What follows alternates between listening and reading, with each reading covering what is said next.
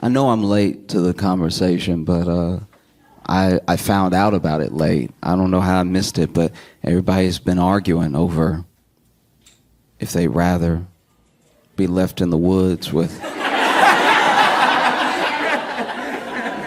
a man or a bear. It's a thing that started on TikTok, but then everybody's been putting their 2 cents in all across the internet on different platforms. And it's been interesting because I think it originally got posed to women. Would you rather be alone in the woods with a random bear or a random man, right? And I think people were astonished at how many women picked bear because it was a lot. I've actually seen very few videos that weren't bear. Which is shocking. It's like, I don't know, it took me aback. And a lot of dudes on the internet got very upset. They got so angry that they were like, why would you pick a bear? Why wouldn't you be, what, are you out of your mind? Are you stupid? Why wouldn't you want to be left alone with a random man, you stupid bitch?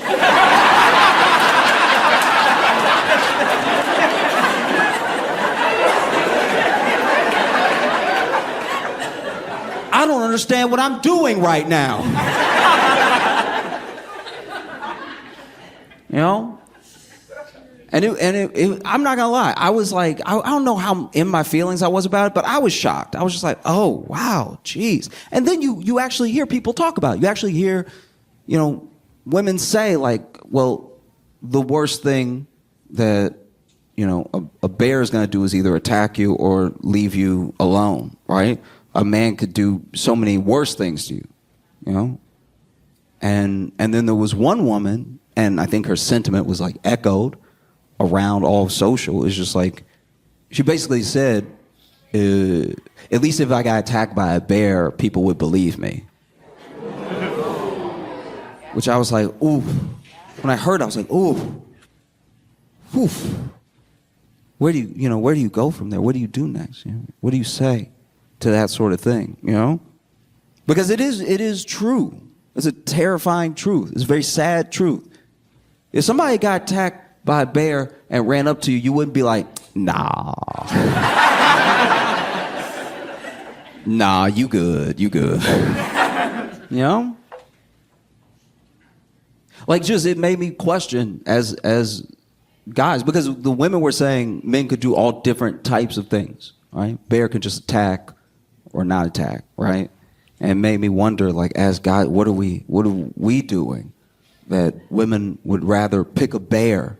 They'd rather risk their entire life than to be left alone with us and like hear about a podcast.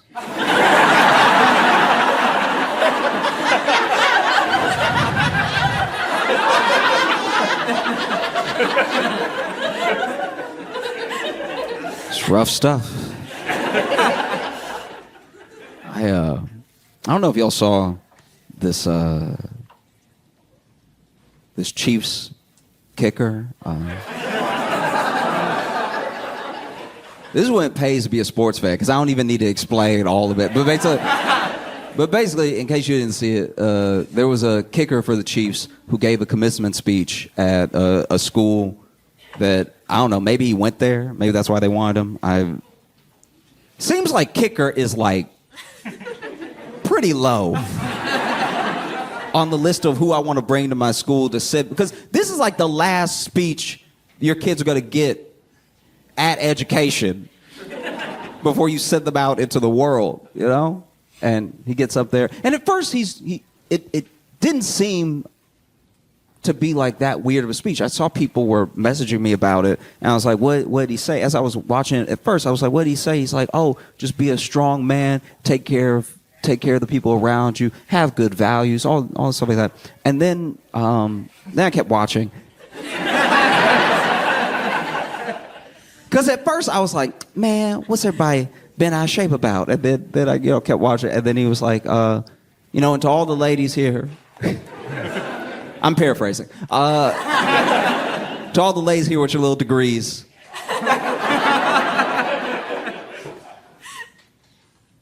go ahead and have a baby or your life is meaningless. Like he didn't. He didn't really say that, but it's how people felt. And it's pretty crazy because I looked him up afterwards because I was just like, the weird thing about him is that because he's the kicker, you know he really feels this way. He has the least CTE on the team.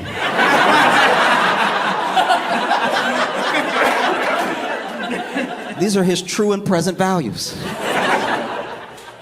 But then I looked him up, and apparently his mom is a physicist.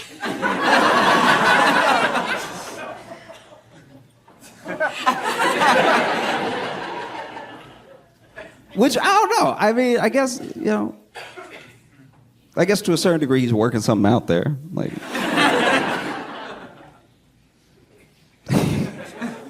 if your mom's a physicist, I can't imagine how many times in your life you've been corrected. Yeah, I mean, maybe that's what it is. Maybe he's like, I just want a woman who won't talk to me and be right. Yeah, I mean, because his mom is a physicist and he's a kicker.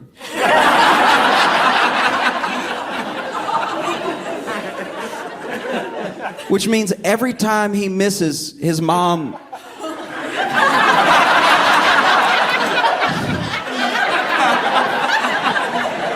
his mom can tell him exactly how off he was.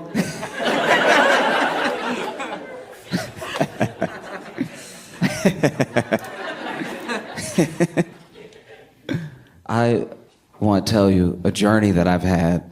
I have become invested, captivated by 1-star reviews. Because this is my thing. Look, if you got 1 star as a company, you should be closed.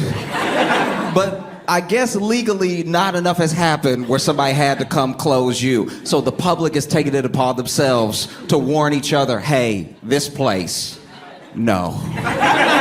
Because when you see a 1-star review, this thing, 5-star review is like, wow, I had a great experience. I want to support this business. I actually also want to make sure other people have as good of a time as I had, so I'm going to spread the word with a 5-star review. 4 stars is like, okay, I had a good time, but there are a couple things they can improve. Let me let the business know. 3 is unnecessary. Like, 3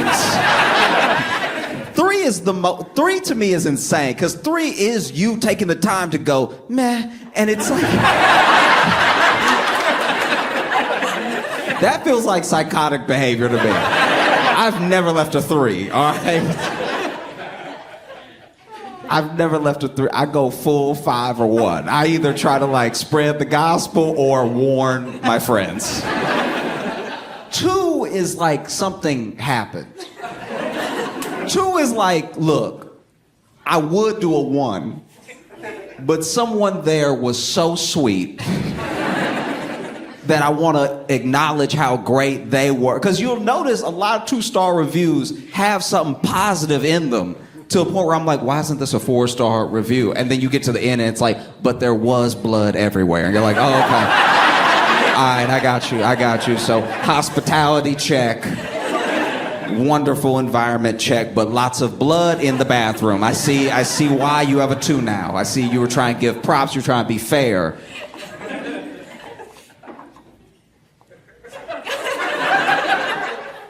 I personally have never read a 1-star review that I didn't wish was longer.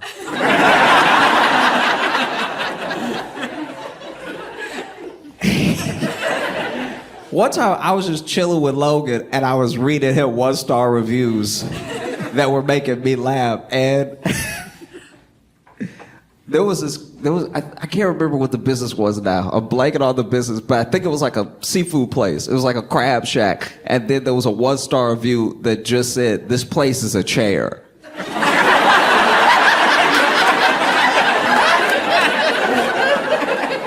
No.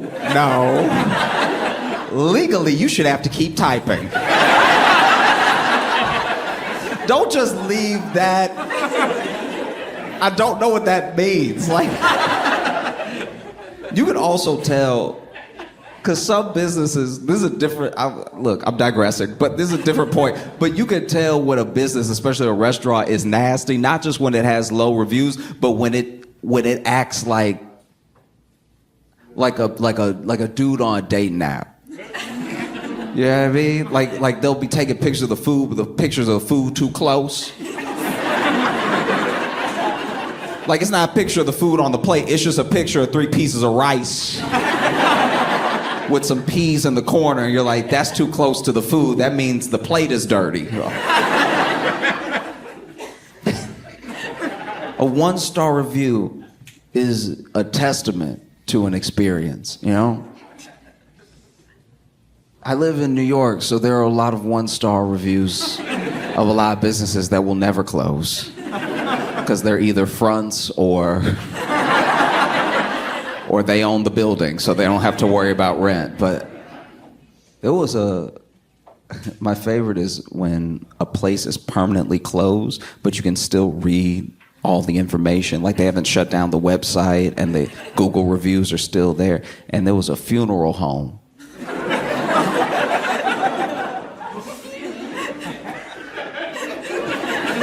There was a funeral home that had a 1-star review, and I was like, this is my afternoon. Thank you, Google, for picking up the slack. Like I said, every 1-star review leaves you wanting more. There was a 1-star review that just said, they lost my daddy.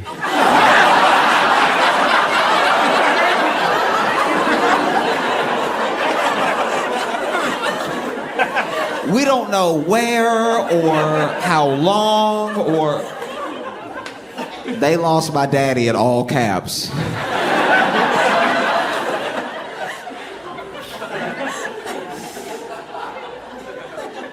1-star review as a whole is incredible because it means that everyone's experience has been similar, right? Like you'll see places with like a 3.0 and you'll see it really breaks down to like half 1s, half 5s, right? It just depends on the day, what kind of service that they get. 1-star review means everyone agrees, right? And the thing about a business having a 1-star review that blows my mind is I used to live in Chicago. And when I lived in Chicago, I didn't know you could just start a Yelp or a Google review for a place you didn't own. So someone had started like a Google review for Cook County Jail.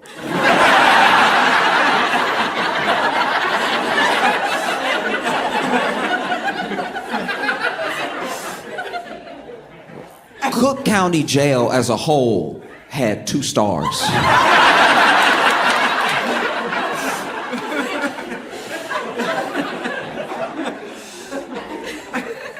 And it's honestly hard to, like, I've read most of them, right?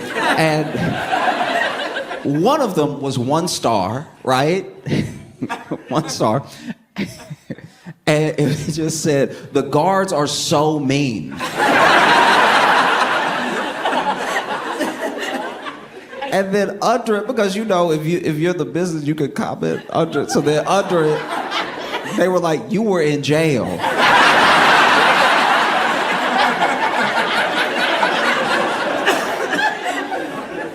But I'm not gonna lie, I'm on the formerly incarcerated person's side because they didn't refute it. They were just like, this is what we do here. Oh, it was amazing. It was amazing. There was a 4-star review for Cook County Jail. It's like, I stayed here, wasn't the worst, wasn't the best, but I did it. And that's a very objective person. That's somebody who's like, well, I did my crime, and this is as jails go, it's pretty good. Like yeah, I mean, I don't want to see the business go under. Let me go ahead.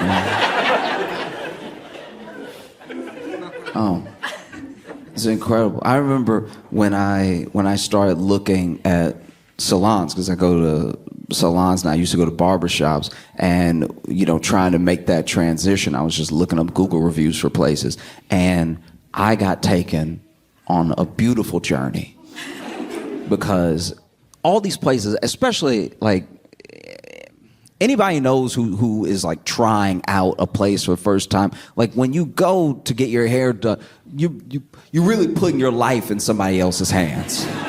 And that's all of us, whether you're going to a barbershop, salon, whatever. Because I've got bad haircuts before. I've got haircuts that left me looking like...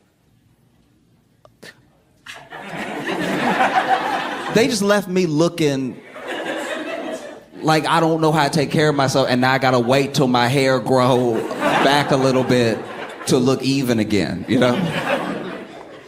I went to the website of this salon, and I saw all the like beautiful designs of the braids that they do, the variety that they do and everything. So then I went to the bottom of the website, and it says, we're currently not taking clients, right? Which happens sometimes. But I went to their Google just to check if maybe they don't update the website, because I was like, let me call, because maybe something's changed, right?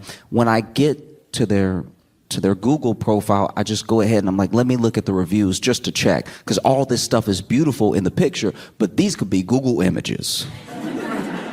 So I'm reading lots of 5 stars, lots of 4 stars. Overall, they have a 4.7 as a business. So I'm like, they're crushing it, right? I do see a 1-star review, and I'm like, well, let me.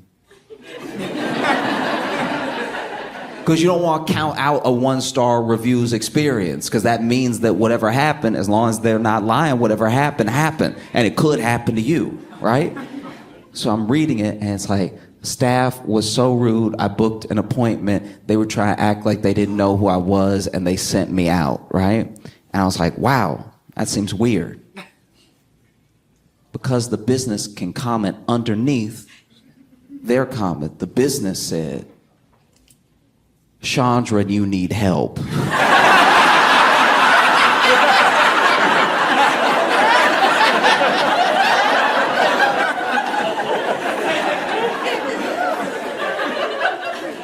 Chandra, you need help. You tried to fool us and showed up as if you had an appointment, even though it says on our website we are not currently taking clients. You said that you talked to someone that we don't employ about an appointment, and then sat in the chair demanding. I was like, fair enough, wow. That's amazing. I guess you can't trust every 1-star review, but wow.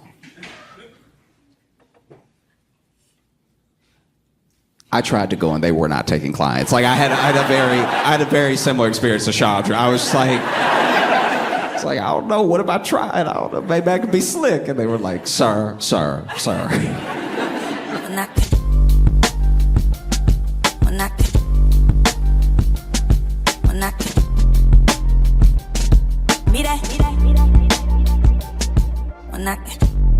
Make some noise for your friend and mine, Josh Johnson.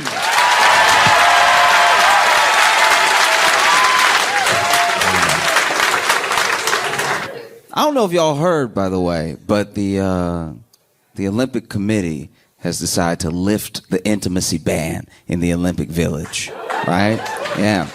Now, in case you didn't know, whenever people go to participate in the Olympics, right, especially for the Summer Olympics, they all stay in one big Olympic village together, and while they're there, they smash, all right? These are the best athletes in the world. In the peak of their physical prime, they're going to get it on, right? But Olympics is every 4 years, so 2024 Olympics means that last Olympics was that time we do not speak of, right? And in that time, they tried to have some semblance of the Olympics, and so they told the athletes, they were like, listen, something going around. The last thing we need is y'all making something new. So just come here, compete, go home, all right? But then you fast forward to present, 2024 Summer Olympics are in Paris, City of Love. Not only have they lifted the intimacy ban, they've committed to having 300,000 condoms in the Olympic Village. That's ambitious. 300,000 There's only 10,000 athletes. 300,000 condoms. half the athletes are men. They expect 5,000 men to go through 300,000 condoms in the span of like 2 weeks. I am not an Olympic athlete. But on the night of my life, I went through 2. There is no way. That is too many condoms. That is too much pressure to put on these young men. It really is. They are already flying from around the world to win glory for their country. Now they gotta worry about putting a dent in their pile. That's not fair. It's too many condoms because you acting like all the athletes are gonna smash equally. They won't. Because you can be honest, when you think about the Summer Olympics, you think about the track stars, the swimmers, the gymnasts, the sexy athletes. Nobody's thinking about the equestrians. No one's like, he just ride that horse so good.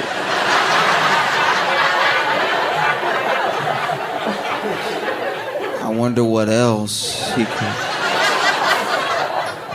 No one has said that ever. In fact, when you watch the sport, you're like, it seemed like the horse doing all the work.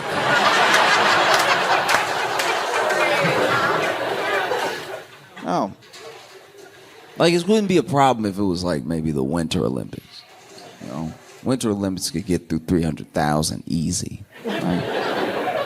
First of all, they need the warmth, right? Second, if there's any athlete from any sport that could get through 300,000 condoms in a couple weeks, it's the curlers. People love to act like the curlers don't get any. That entire sport is foreplay, top to bottom, all right? Every time they're playing, every time they send that rock down the ice, what do? Every single time, just, nice and gentle to get it started, you know what I mean?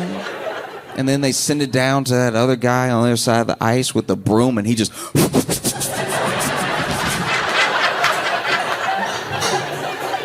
doing it just right so it hits a specific spot. Am I the only one watching the sport?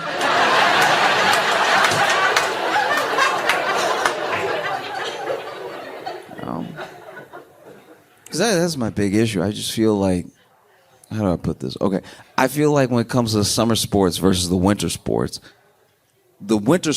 look really, really cool. And all the sports are hard to do. All the people that participate are athletes, right? I'm not being disrespectful. I'm just saying that the people who aren't athletes that do those things still look cooler when it's winter. Does that make sense? Like if you were snowboarding and then you accidentally hit some like slope and you do something cool in the air, people still gonna want to bang you when you land. But if you playing table tennis, there's just a lot of the summer sports that are very virgin adjacent, is what I'm...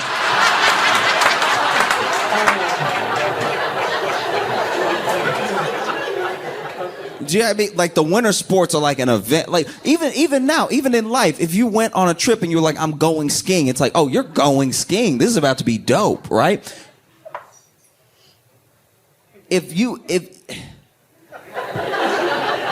I'm not trying to be disrespectful. I do think that people who do like the shot put and stuff, those are very impressive athletes. But if you walked up to somebody in life and said, I throw, it doesn't hit the same. You know what I mean? Like, there's just activities that are very impressive when the athletes do them, but if you're not an athlete, it's not impressive. Even the javelin. You look at the javelin, when an Olympic athlete does it, when they walk up and they do that, and then they like, blah, blah, and then it just goes forever. Wow. When you see like a regular guy do it, I was in high school and I saw, okay, it was a kid. He was supposed to be the best one at this other school because I wasn't on the track team, but I was like adjacent to the team. Like if somebody got hurt, they would let me run. But they knew I wouldn't win, so it was just to appease me because I kept coming to all the meets and I kept dressing out like I was one of them. But they were like, "You slow, you can't be with us." But I was like, yeah, but sometimes y'all trip, and one of these days, it's going to be my time to shine. And they were like, yeah, but the other kids will still be fast. And I was like, we'll worry about that bridge when we cross it, right?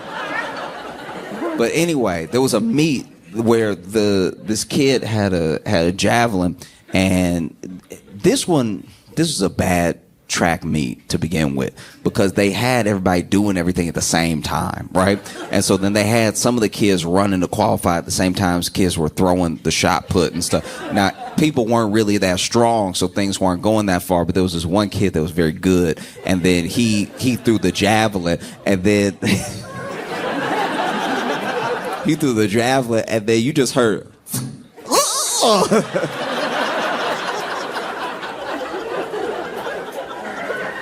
and there's no way to catch a javelin in your body that doesn't make it look like you shouldn't be dead. Like, because it hit this kid in the leg, like it hit just in the leg, right? Which is incredibly painful, but it's so much stick hanging out the leg. It's like, how did it not go through your leg? I don't think you dying right now. You should have, like, if this was war, if this is the movie, you'd be, you know what I mean? You just over here, you know what I mean? I feel like what I'm saying is starting to make sense. I feel like you're getting it. It's that the summer sports just have so much range. You know what I mean? Like in winter sports, there's like bobsled or something. Bobsled, still very cool, going super fast. And then you get to the end. Even if you last place, you went so fast, there's somebody at the finish line that's like, what are you doing later? Like, you know? But if you're the discus at the Summer Olympic, and it just, you throw your hardest, right? You throw it as far as you can, and then it just go, and then it doesn't hit that line, right? Because they already have the line of what would be impressive. This impressive line right here, if you get it past that, people go, ooh. If you get low, people are like, oh. And then you threw it as hard as you could, and then, oh. You going home alone. That's just the way it's going to work. But I hope it works out for the summer athletes. I really do. I hope they get it on. Because selfishly, I want to see what some Olympic-made babies look like. You know what I mean? Like a medalist in judo and a medalist in the high jump. That sound like how you make a superhero. You know what I mean? Oh, I hope they smash to their heart's delight. I really do. I don't want to see any like mixing. Like gold can't get with bronze. All right? Like, we might not be making a winner. All right? I think family is incredibly important, right? But it does suck. Like, here's the thing. I don't know how to describe this. And this is not a perfect, I haven't thought it all the way through. So I haven't actually thought of a solution. I really am just up here complaining, okay? But it does feel upsetting sometimes that when you marry, like I've watched a lot of my friends get married, right? And when you marry, you're in the family, but you just wanted them.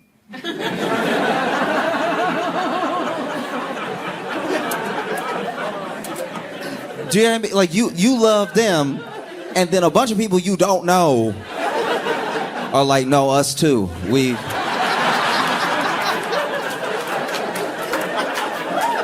We all go together now. Inseparable. We're family. You know? And sometimes it works out beautifully. Like sometimes you meet someone, you fall in love, and their family is also delightful. And that's very sweet. I love that. I love that for my friends. I love that for my family members as that's happened to. But then sometimes you meet someone and y'all fall in love, and then you get introduced to people that you're like, ooh, I don't want to have anything to do with, I don't want to have anything to do with what you got going on. Like, that's not why I came. You know what I mean? It feels like going to a restaurant, right? And being like, oh, I'll get the wings. And they're like, and you'll have the burger. like, I can really only fit wings, right? And that's why I only ordered the wing. No, trust me, the burger comes with the wings. And if you don't have a sufficient amount of burger, the wings will get mad, all right? The wings will be like, why don't you care about my burger, right? And you'll be like, I just wanted you. I didn't sign up for burger. I just wanted, I don't even like beef like that. Like, I just wanted some chicken wings. And you're great. It's like, yeah, but the beef, and we were raised together. Like, we should all find a way to get along. And you're like, this metaphor has run out.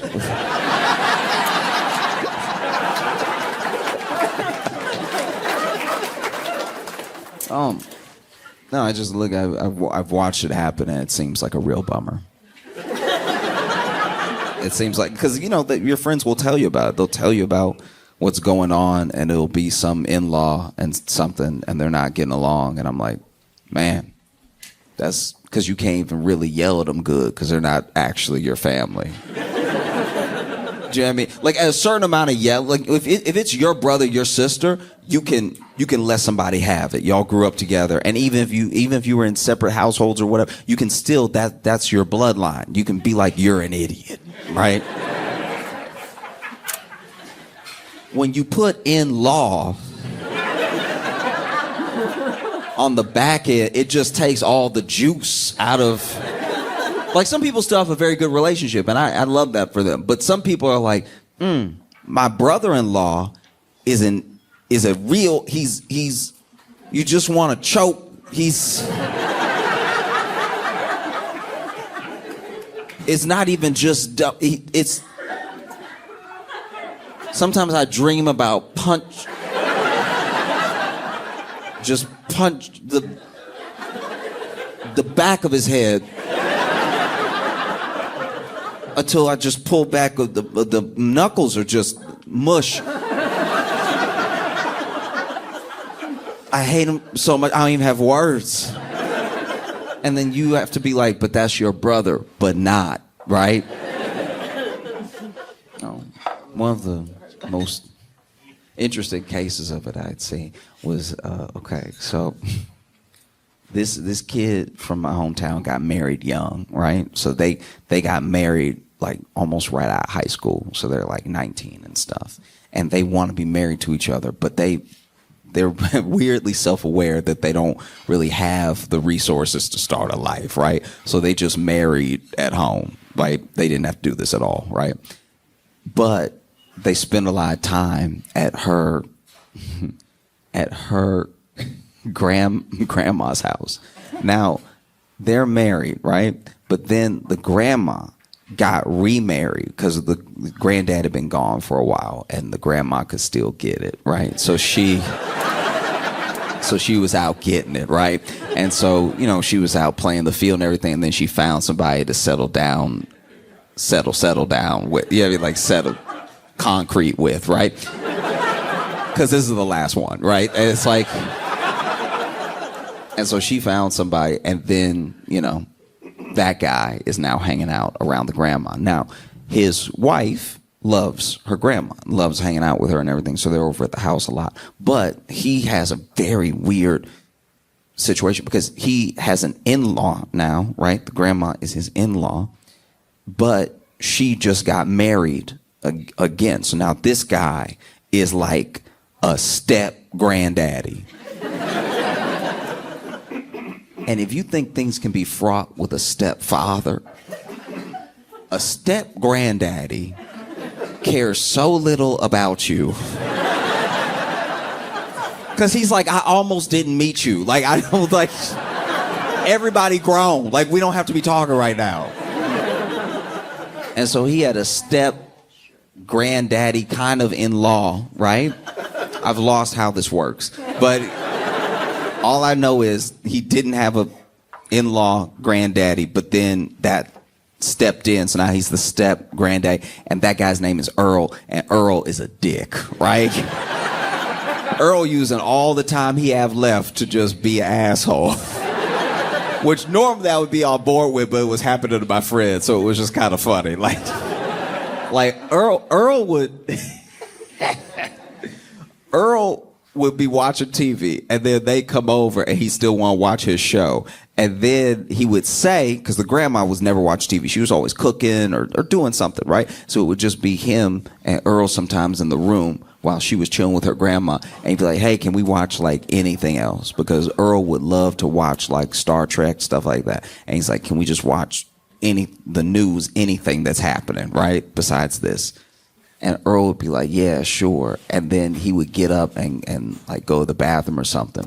But what he had done when he was getting up was he snuck the batteries out the remote and put them back and gave them to my friends. Now he just pressed it thinking that the TV not working. You could have said no.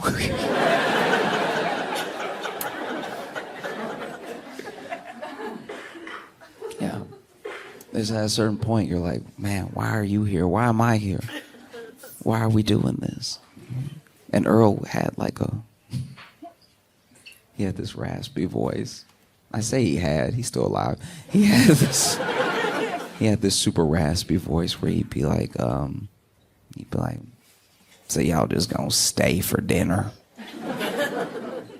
Eating up all the food. Earl didn't even cook. Her grandma cooked. But he would still get he would watch my buddy eat and watch him eat.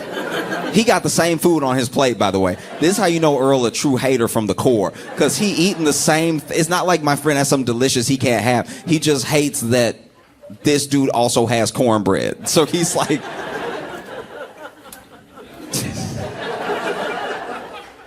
staring him down. Nastiest thing Earl ever did was Earl was like in a chair for a little while, right? And he had like twisted his ankle, and so he was in like a little wheelchair, right? And he wasn't leaving the house much. But one time it was him and my buddy in the room. And without saying a word, they just watching Star Trek. He given up on trying to switch shows and stuff like that. He's like, when I'm with Earl, I'm just gonna watch Star Trek and that's it, right? Earl leans until he tips out of his wheelchair and he laying on the ground. And when everybody come in, he pointed to my buddy. It was like, why would you push me like that?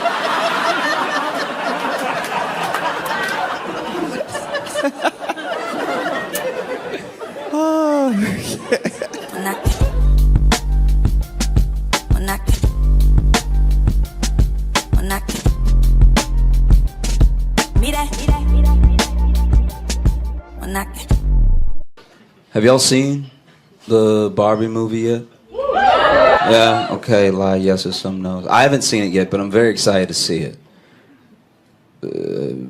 Mainly because of what it's doing to white women. This is crazy. This is wild. What is happening? Like, I haven't seen it yet. I don't know what's happening in the movie, but white women are walking out militant as hell. This shit is Malcolm X for white women. This is fucking crazy. Dude, all of my white female friends that walk out of the movie are like, maybe we should do something about the Supreme Court. I'm like, jeez. What is happening in the movie? It is wild. This shit is like 300 for blondes that were in sororities. This is crazy. They just walk out of the movie like, I wish a fucking man would try to give me directions right now. I wish. I'm like, oh, okay. God damn. That's wild. I used to be a very chill person. Nothing ever bothered me. Nothing ever got to me. Everything rolled off my shoulder. Turns out I was just 17. I should have been chill. I wasn't paying any rent yet or anything. Now I'm in the real world. I'm very upset. This is horrible. And it sucks because when you're at every stage of your life, you feel stress. Every part of your life you felt stress. But as a kid, you think you know stress. Like you're sure that you know real stress as a little kid. Most stressed out person I ever met in my entire life was in elementary school. We were both 6, and this is the most stressed out To date, I've never met anybody like this. This kid was walking around like he had a full pension he was about to lose. Like he would crush his juice boxes when he got done with just so much like, ugh. Like he had a mortgage. It was crazy. I'll never forget this. There was one time, I went to a Montessori school, so we got nap time a little longer than other kids. And I remember we both 6 years old laying there. It was nap time, and nap time was the only time the teachers got a real break from us. But they needed all of us to be asleep, and he was just eyes wide, looking at the ceiling, and, thinking about an annuity or something, just like. And sure enough, teacher walks up to him very sweetly. I remember because I was laying next to him. She's like, is there anything I can get you? Or like, do you need an extra pillow or something? And like, I wasn't asleep, but I was dozing. You know, there wasn't anything on my 6-year-old mind. I was chilling. You know? But what he said woke me right up. It was the wildest. So she's like, do you need anything? Is there anything I can get you? And he turns to her and said, naps don't help when your soul is tired. So, whoa!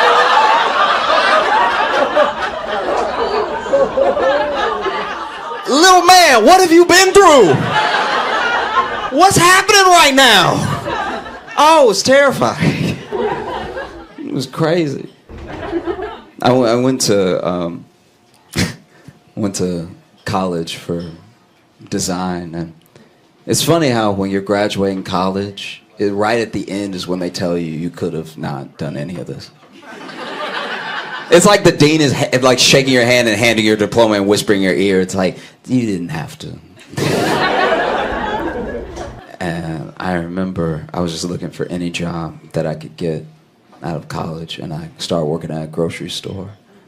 And I told them that I majored in design, and they were like, oh, you can design how we put up the grapes.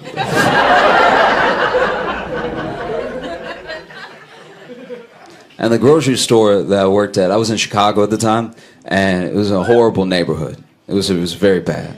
This was like an epically bad neighborhood. We had so many different characters because there was a clinic at one end, like it was like a methadone clinic, so a lot of people that were on or trying to get off drugs would just be around the store. And then there was also a mental facility, so the people who got out of the mental facility but didn't have anywhere to go would just hang out at the grocery store.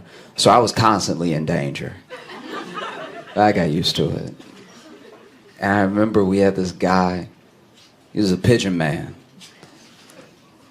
And my man, I don't know if he was homeless or not, but all I know is he filled the parking lot with pigeons. Pigeons loved this dude so much. This nigga was usher for pigeons. I remember one time there was this guy walking into the store that, I don't know exactly what he said because I was putting up the cart, so I overheard something rude being said, but I don't know exactly what it was. But he was like, why don't you get a job, you piece of shit? Like, said something that was way too mean to just be passing somebody to walk in a grocery store. It was wild.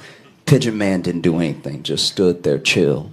Got a couple pigeons here, a couple pigeons here. Just let it go. Rolled right off the shoulder. And then the guy's walking out of the store. And this is going to make me sound crazy. I'm just telling you what I saw, all right? Basically, that guy walked past Pigeon Man with his cart full of groceries, and then Pigeon Man looked at one of the pigeons and went, and then the pigeon flew into the back of that dude's head. And I'm not saying this man talks to pigeons. I'm just saying he did that, and then the bird did that. That's all. I'm just relaying information. Don't look at me like I'm crazy. I'm just, he went, and then the pigeon kamikaze the back of that dude's head. Almost knocked that man out. It was crazy. And then that's the other thing, too, is that there were so many characters that worked there, but then nobody warned me. So I just started working there. But when you work in a bad neighborhood, they don't make the people that come and frequent the store part of the training.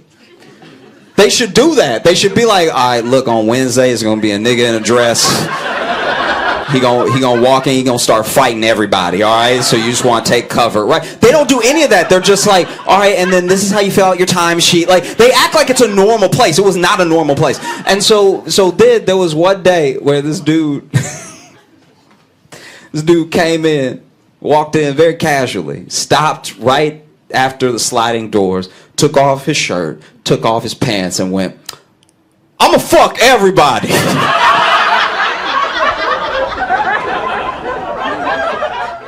And then everyone started leaving the store. Everyone casually started filing out like it was time to go.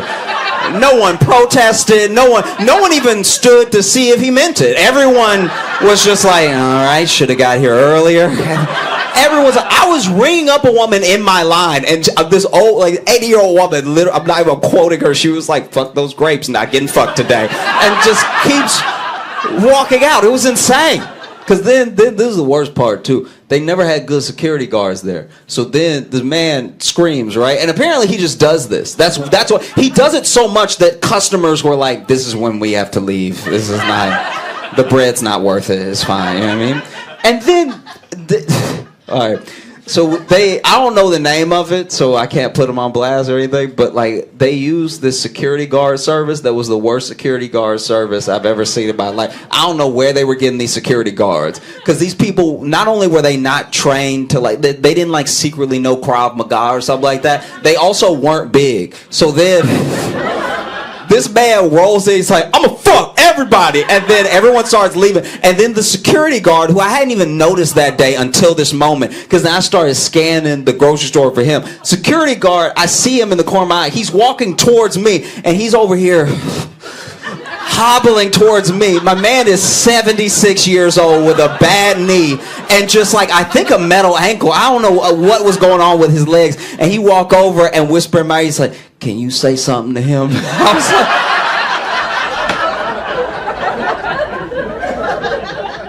"Can I say something?"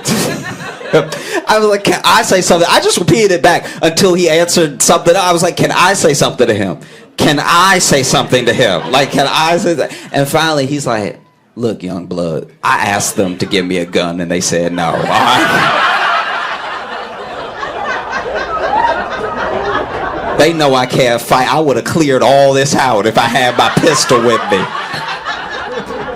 And then we just started, like, because the dude is just walking throughout the store in his underwear. And so we're just conversing about what to do. We're literally like, well, look, they pay me to put up the grapes. Like, I'm not really here for all this other stuff. And then he's like, this man is genuinely floating with me. He's like, "You think I only live 12-minute walk away? Should I go get my gun? Like, and then we can just, look, I can go get my gun. We can act like you found it, right?" And I was like, no, why would I find your gun that's at your house? And then my man said he said it was a 12-minute walk, but he's like, "But you know I walk a little slow, so you're gonna have to hold him down for about half an hour. Because, you know, with this leg, you know, it's been troubling me. It's been raining and shit, so I can't move like I used to. So then I'm gonna go home. I'm gonna get the gun." I was like, "It takes you 30 minutes to do a 12-minute walk?" He's like, "Yeah, so it's gonna be an hour. Like, it's gonna be quite a while before I can come. But as soon as I pop him, I bet he'll never be back here again." I was like, "Are you even a good shot?" Like, like, at a certain point, you start considering it. My man is just like walking down the aisles. There's no customers in the store. He left, but he never came back. Like, I don't know what happened to him.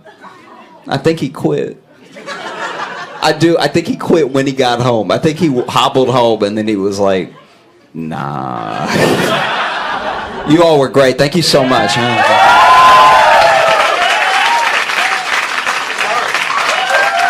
Keep it going. Keep it going. Josh Johnson, ladies and gentlemen.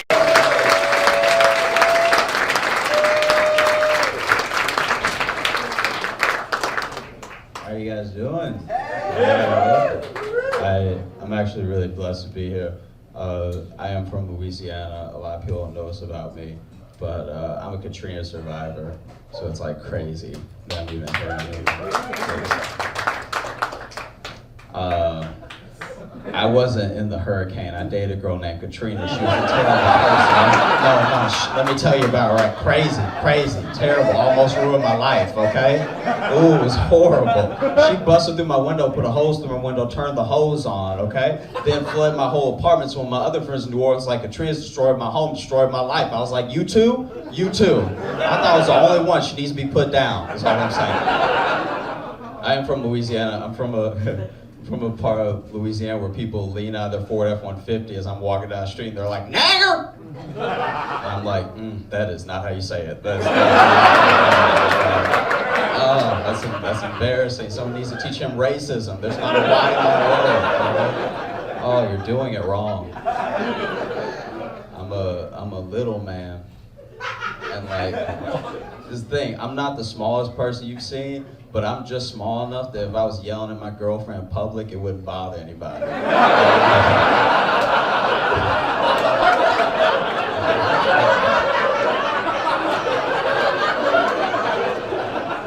like usually when you see that, you're like, hey, calm down, is there a problem here, buddy? But for me, it's like, oh, he needs a nap.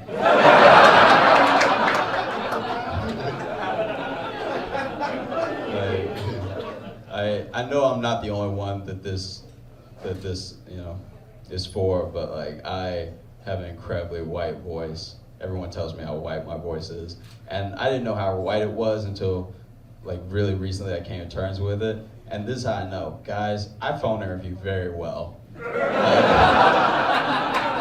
Guys, I crush phone interviews. I hurt feelings, okay? And my name is Josh Johnson, which is basically a resume template.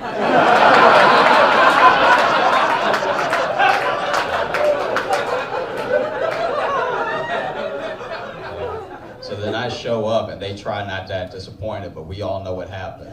I know you're feeling catfish right now. Let me start on Monday. If you're looking at me and you're like, this guy's been mugged, you'd be right. I'm very muggable. You need to know me. I don't know if other guys in the room do this. Help me out if you do. When you see a dude coming towards you that looks threatening, do you think in your head how you're gonna have to take him? Does that come across your mind? Because the way I can fight in my head is astounding. And the way I fight in real life, not so much. It's pretty terrible. So this dude was coming towards me. He looked threatening, was looking right at me, coming right at me. I thought in my head, oh, looks like we're going to Jason Bourne this. I'm gonna jump up in the air, do 3 flips. I don't want to do 3, but we need to do what needs to be done. You know, bring my knee down his face, crack his skull, punch him in the face so he's incapacitated. That was my plan. This dude's plan was, I'm gonna punch this guy in the face and take his wallet. So we met up. He had a much better plan than I did. His plan was on fire, execution, everything. Some of you guys don't know about me. If you punch me hard enough in the face, I pee.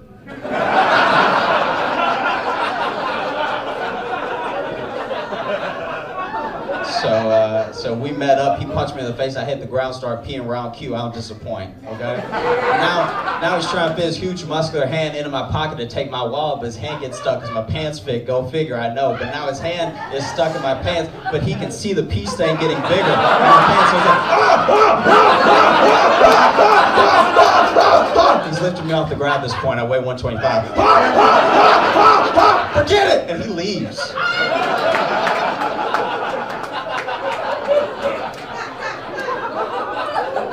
Guys, who needs karate? Am I right? I did get the cops called to my apartment.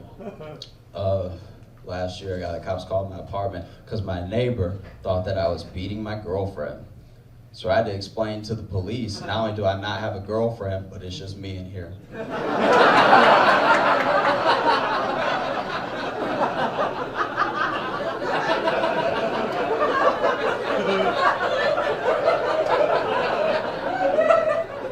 Sounding crazy enough to be 2 people. And in my defense, I was losing a fight to a ceiling fan. Let me explain. We've been to the moon. And we use little pieces of glass to talk to other people on the other side of the world if we choose. But there's still no clear indication when to stop pulling the drawstring on a ceiling fan. Now I'm chilly. I was warm before, now I'm chilly. I like the ceiling fan stop because I'm chilly, okay? And it's just going.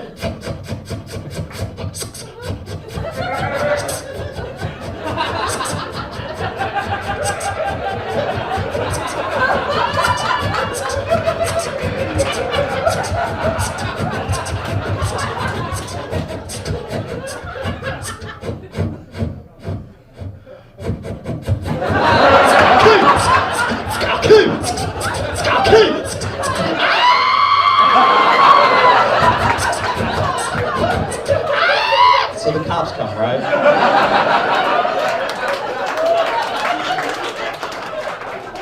So the cops come, and they don't arrest me, but they feel real sorry for me. Because if you're yelling at an appliance, I'll kill you, you know why you're single, you know?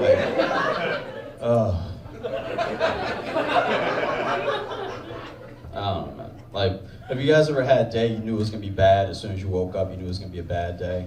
Like Susan Bennett. This happened to me a while ago. I got up, got dressed for work. I got my foot and my head outside, okay? Just my foot and my head, and a bird shit on my head. This thing. Never been shot by a bird before, didn't know I handled it, didn't know what to do next. The bird shit hit my head, slid down my forehead, and the shit that went between my fingers hit my shoes, so he got me good. The bird got me good. If this were a drive-by, I'd be dead. That's a head shot, a hand wound, foot shot, not going anywhere. And instead of using any sort of common sense at all, I just look up and the bird's not done. Okay? So now, stick with me. When a bird poop is coming right towards your eye, it looks exactly like you should have majored in something better in college so you have a better job so you can afford the rent at places that covered in trees and vines, okay? Because now, if I had a quarter for every time I changed my major to something that was still stupid, I'd have the $2.25 it takes to take the bus with bird shit on you, which is what it did. Because bird shit in my eye and I had to go. I was late when I left, I can't turn around. And we were sitting on the bus with bird shit on you, everybody knows. No one on that bus was like, I may have a sports fight with his friends, and it's a whole lot. Everyone knew it was bird shit. A homeless dude moved a seat away from me. That's the sort of pariah I become in a split second. And then this girl sitting across from me, thick neck bitch, all right? Sitting across from me, giving me the black woman with blonde hair, Wendy's, judging me like I'm not on my way to work. That's where I'm headed, man. You don't know me. You don't know my life, okay? But then we get to her stop. She gets up, she walks out, and I see that this bitch has Dorito dust on the back of her neck. Who the fuck are you to judge me when you got Dorito dust on the back of your neck? This was an accident. That's a lifestyle choice, bitch. Right? Because that means that when you eat Doritos, you either put your head in the fucking bag, okay? Or you eat Doritos like such a savage, you actually break a sweat up to wipe it off or you get the chance to suck your fingers judging me. Since we're judging each other, your new name is Dirtfoot, bitch, all right? Got Dorito dust on the back of your neck like you somebody's uncle or something. You scratch and sniff hobo, bitch. That's I'm Josh Johnson. Have a great night,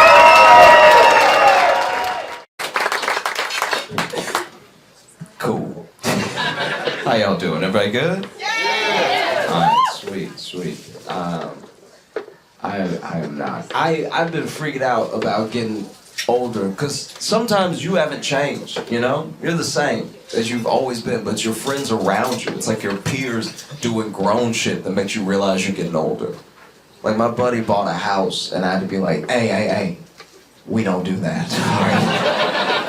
My friends had a baby. They were so excited. They were the first in the friend group to have a baby.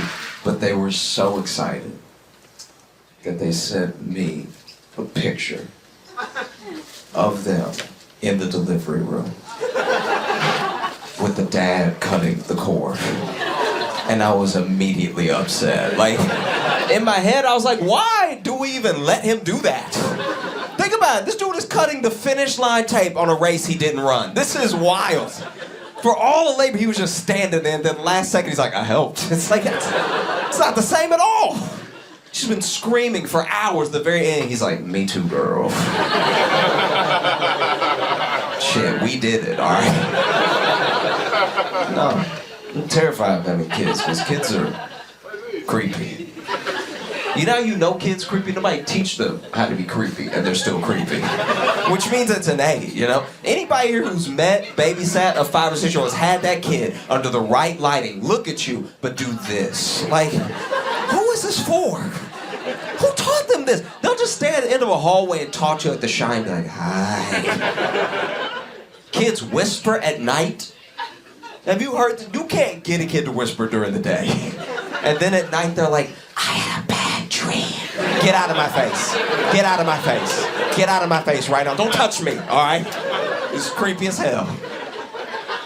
I'm terrified to be a dad, because I'm a dad, I'll be tired. Being a dad makes you tired. I'll be damned if I tuck my child in. I go to my room to rest my head on the pillow to get some Christian sleep. Only to be woken up in the middle of the night. There's a monster under my... I'm hitting them. I'm hitting them immediately, all right? I'm waking up swinging. This is the only situation where I feel like you gotta hit your kids because it's self-defense, okay? You're not gonna roll up on me in my sleep doing hard S's like that, you know? Just in my face in the middle of the night. I couldn't sleep. You're about to sleep forever, I promise you. Get away from me. Don't touch me. It's terrifying. I've been very excited. Very, very excited for October 24th. Just not able to wait. Sleepless nights. Getting ready for October 24th. If you don't know, October 24th is when Britney Spears' book comes out. My man. Like, this is the thing. This is the thing. I'm fascinated. I wasn't even like a big Free Britney person. I'm not into pop stars that much or anything. But Britney Spears is one of the most mistreated celebrities that we have in modern times, all right? And there's a lot of people, if you do them wrong, they try to get back at you immediately, right? You do them wrong, they key a car. They go on Instagram Live talking about, oh, you know. She didn't do that. She said, you know what? I'm gonna wait. I'm gonna wait like 2 decades. And then one random day in October, I'm gonna dance with knives. And I'm gonna write a book. And wow, yeah, amazing. Apparently, so there's a lot of revelations in the book, but one of them that really shook me was that she had a wild fling with Colin Farrell, right? And it was after her and Justin broke up and everything, and I can't remember exactly how she described it, but the words used in the book was like the fling was nothing less than just a sexual brawl. Those were her words. I've never had sex so good somebody wrote about it. You know what I mean? And the fact that she was like, we were just at each other all the time. It was just, the passion was like a street fight. I was like, God damn, gotta step my game up. I love doing comedy because I love making people laugh. When you laugh, you're letting yourself be yourself, you know? When you're genuinely laughing, you're not thinking about anything, you're not feeling pain, you're just enjoying yourself, you know? And I also love doing comedy because I'll say the thing that we all think, but you're not supposed to say. You know what I mean? Like, y'all won't say it, because y'all are good people. In fact, after I'm done, you might leave and be like, I would have never said that. And you're right, that's why I say it. It's like my job to say it. I'll give you an example right now. I hope everybody that I love dies in the order I love them. That would be incredible. That would truly be fire. Don't act like y'all have rankings. Don't do that. There's a couple, you know. I got a family member, she loved to call me to tell me who died. That's all she would call me. And she doesn't care. As soon as she knows, I know. She'll call me in the middle of my workday. It'll be 1:59 on a Wednesday. Can't wait. Calls me up. Are you sitting down? Are you sitting down always means dead, by the way. That's not, you're not being mysterious. I'm not like, whoa, what? Like, no, it always means dead. No one's ever like, are you sitting down because you just won the lottery? It's not happening. You know? Are you sitting down? And so I'm like, just tell me who it is. And she's like, your cousin Willie. And she doesn't know I'm on the other end of the phone like, oh, thank goodness. Okay, because she doesn't know Willie not even in the top 30, all right? Like, Willie can go, okay? This could have been a text message if I'm being honest with you.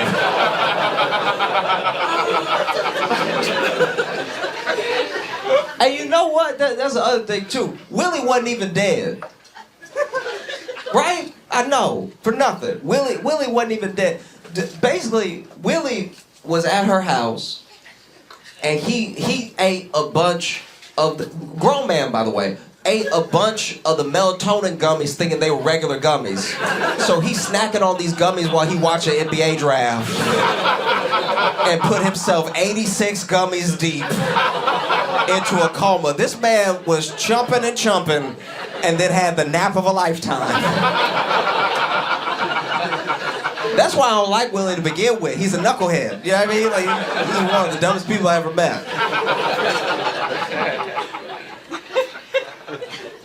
I had never wanted to necessarily get into martial arts. When I was a little kid, I was hoping I would grow enough to be a big enough man that nobody would mess with me. You know what I mean? Like when I was little, I was like, there's still time. I'm gonna eat my greens and I'm gonna keep going. It works for Popeye, it'll work for me, you know. And then at 19, I was like, yep, I am done cooking. I need to come up with a plan or something because right now I'm very movable, okay? This is unacceptable. So I started doing jujitsu. And if you don't know what jujitsu is, it's a martial art and it's also the only time straight men are allowed to hug. And I started doing jujitsu, and there was a kid. Okay, so I'm a white belt, right? After 2 years, I'm still a white belt, so I'm not good. I'm actually pretty bad. And then they always have me roll. Roll is the sparring. They always have me roll with this kid, and he's 15, but he weirdly strong. I don't like it. It's like cause you could he looked 15, but then you get a hold of you like, oh my god, like it's terrifying. He's strong as hell, and he's a blue belt, and he should be higher. That's unacceptable. I feel like they gaslight me keeping him blue because he doing high level stuff to me. It doesn't feel right. You know what I mean? Like there's a very thin line in jiu-jitsu from getting submitted and getting fucked. Like it's really bad. And so I had to quit doing jiu-jitsu because last time, okay, so this is the last lesson that I did, right? So they were teaching us a drill, and they had us just roll with each other, right? And he got a hold of me quick, because like I said, he's strong, so he grabbed me. I was like, ah, you know, and then he had put me, so imagine that the wall is the ground, okay? So he's on top of me, and then he had moved me. He like, I'm not a flexible person, but he had pushed me to where I'm like, this is the base of what's happening, and he's on top of me. And so now I'm trying to push him off, but like this is not a great position to be in. So then I'm over here just like, I'm not getting any track, like I can't get him off because he's strong, and and then finally there was this moment, and we've all had this moment where it's loud somewhere. And then it gets quiet just in time for you to get embarrassed. You know what I'm talking about? You ever been at a club and then it's just in between songs, it's quiet for a second and everybody hears you go, my tampon! Like that's basically what happened. So I'm over here fighting for my life, right? I'm just like over nonstop. And then out of nowhere I'm like, and like,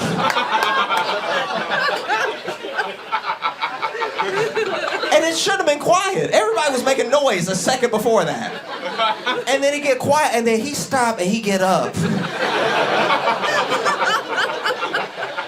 And then everybody's looking at me like I brown belted myself. And he's like, are you good? I'm like, yeah, I'm good. Let's roll. And he's like, nah, I'm alright. I had to leave class. I was so embarrassed. I left early, and I just decided, all right, I'm done with jujitsu. I'm just gonna buy a gun. Like,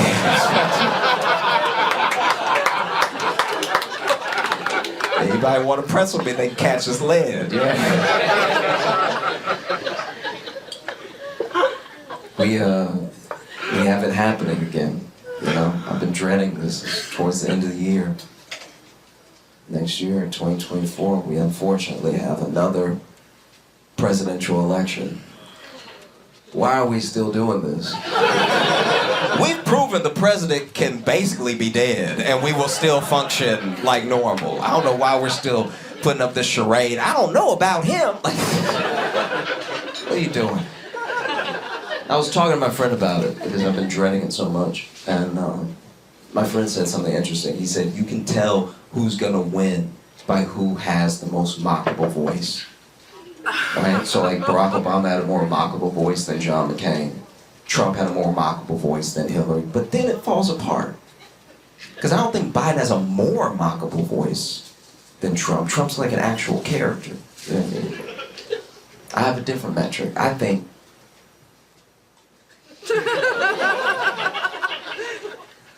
whoever's the freakiest wins. Do you know what I mean? Like, Barack and Michelle were laying it down way harder than John McCain and his wife. That was when Barack still had the good hips and everything, you know. And we know about all these porn stars that Trump has tried to smash, that he has smashed, you know. Bigger freak than Hillary. And I'm gonna go out on a limb and say it. I think Biden is a bigger freak than Trump. I do. Remember when he started running and was smelling the back of everybody's necks? Remember that? We had to beg him to stop. We were like, Joe, nobody does this. This is insane. Y'all remember what I'm talking about. He would just be up on somebody like...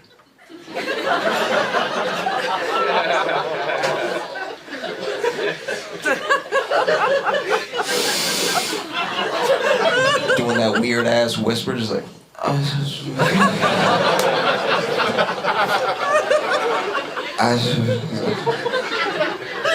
That's some good neck meat you got there. I used to be one of these dudes that was like, I'm never getting married. Never. Like, when I was 20, I was like, I'm never getting married. I can't even imagine. Why would anybody do that? Whatever, right? And then I worked at a bar when I was 20. And so a lot of the people that came to the bar and a lot of people that I worked with were older than me. But now that I'm older, they're middle-aged, right? So I see what happens when you keep that attitude of like, I'm just never getting married. No, not me, bachelor for life. I've seen it now, and it's not good. It's actually pretty bad. You know, we need to work on interpersonal skills, love each other, find somebody, and make it work, because this is rough out here. They're not doing well. Because this is the thing. No matter who you are, when you get married, marriage is you having a life partner. You know what I mean? It's you having someone that can look at you as you get older and be like, hey, that's weird. Don't do that outside the house. Don't embarrass me in front of other people, because they know we're together, all right? But if you don't have that, if you're not married and you don't have that, you just keep going through life and you get weirder and you think it's normal because you with you all day. So you were like, I think it's a good idea, let's do it. You know what I mean? And before you know it, you that weird dude. It's very upsetting, right? And this is the thing, this is the main way that I've watched it manifest, is that, how do I put this? Okay, when you get older and you take all that unmarried energy and you put it into something, most dudes put it into a passion or a hobby, right? Now, if your passion or hobby is useful to the world, then it's not a big deal. You know, if you do science and you're like, I'm never gonna get married, no, never, and then you just pour that into doing extra science, and then you discover something, people will be like, wow, what a brilliant man. Thank goodness he dedicated his life to science. That's almost never happening. Usually, you put it into a weird-ass hobby. I got a friend, he put it all that unmarried energy into scams. That's all he does is scams now. And he be telling me about the scam. Okay, for all the fellas in here, do you know when you get the DM from the Instagram model with no followers and she needs money? That's him. That's him every time. He hitting everybody up. He got me. That's just, it's everybody. He's hitting them up. And I was like, who falls for this? And he's like, honestly, people that look like me. Like, it's pretty wild. Reminds me of that dude. Did y'all see that dude? That dude that they caught, he had been faking heart attacks at all the restaurants. Oh, yeah. Okay, if you didn't see the story, basically this dude who looks like a walking heart attack was going to restaurants and faking heart attacks to get out of paying the bill. And he got off at like 19 different restaurants. They were just so thankful he didn't die in their booth that they were like, I guess you can just go. Just please leave. Don't die here, right? And then he finally got caught, and I feel like he got caught because that 20th restaurant was probably a Waffle House. probably his server would be like, you ain't dying without tipping me. Get your ass up. Get your ass up. Or even worse, they tried to help him. Some big cook comes out of the kitchen like, let me give him mouth to mouth. He gets up, he's like, actually, no, I'm sorry, this is a scam. Please send me to jail. I apologize. But that's what happens. You put all that energy into something that's not productive. It makes you weirder. Taking all that unmarried energy, you know. Like, I got a buddy, he's the only black ventriloquist I've ever met in my life, and it is so upsetting. This is an abomination, all right? This is so creepy. And he's not good. He's not good at all. We can all see him talking. We all see it. And then he making the doll move, but he can't stop looking at the doll too, so he's like, what's up, my boy? Like, it's jarring. And honestly, also, real quick, I do owe white people an apology because I'd always made fun of my white friends who were scared of dolls and thought they were too creepy and freaky and everything. And I get, now that there's one that looks like me, I get it. This thing is disgusting. It's so freaky. It's just looking, his eyes and everything. I'm sorry, I judged too harshly. It's very creepy. But it's not just the dudes. A lot of the women that I know, middle-aged, you know, I ain't never getting married. And now, they all do one thing. They have different lives, different passions, careers, but they all do one thing. They be hugging me way too long. They be doing these long-ass hugs, and they moan the whole hug. Y'all ever had one of those church hugs? You know what I'm talking about? Like, sugar.